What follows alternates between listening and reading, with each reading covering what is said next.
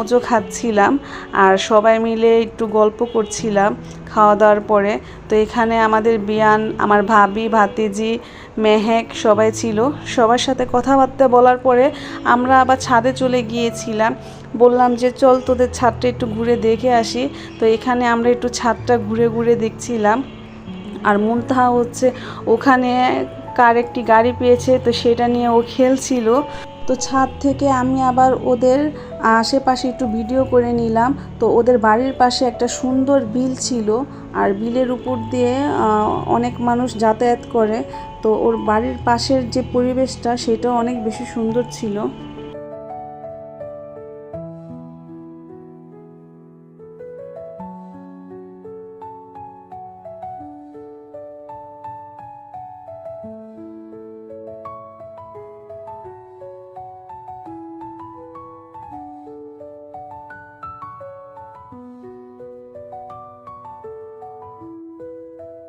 তো ছাদ থেকে নেমে নিচে চলে আসলাম। তো নিচে এসে দেখি আমাদের জন্য আবার আম কাটা হচ্ছিল, আম পেয়ারা। তো আম খেয়ে আমরা এই তো আবার পেয়ারা মাখা খাচ্ছিলাম। তো এই পেয়ারাটা হচ্ছে কাসন্ত দিয়ে মাখা হয়েছিল। তো আমরা সবাই মিলে পেয়ারাটা খেয়ে নিলাম। মেহেক, ভাতিজি, আমি, আমার ভাবি, বেয়ানো ছিল সাথে। তো পেয়ারা মাখাটা অনেক বেশি ভালো হয়েছিল। তো পরে পেয়ারা খাওয়ার পরে আমার ভাতিজি বসেছে আমাকে মেহেদি দিয়ে দেওয়ার জন্য। আর ও মেহেদি দিয়ে দিতে অনেক পছন্দ করে।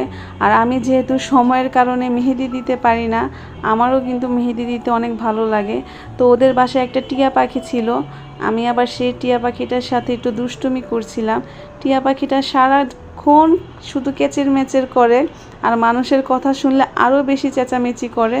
তো আমি টিয়া পাখিটার সাথে একটু দুষ্টুমি করছিলাম। তো ভাতিজির বাড়ি থেকে আবার এখানে ওর এক চাচি শাশুড়ির বাসায় চলে আসলাম ওনাদের সাথে দেখা করার জন্য। তো ওনারাও আবার এখানে আমাদেরকে আপ্যায়ন করছিল। ওনারা আম, কেক, মিষ্টি দিয়েছিল, সেই সাথে কোল্ড ড্রিঙ্কসও দিয়েছিল।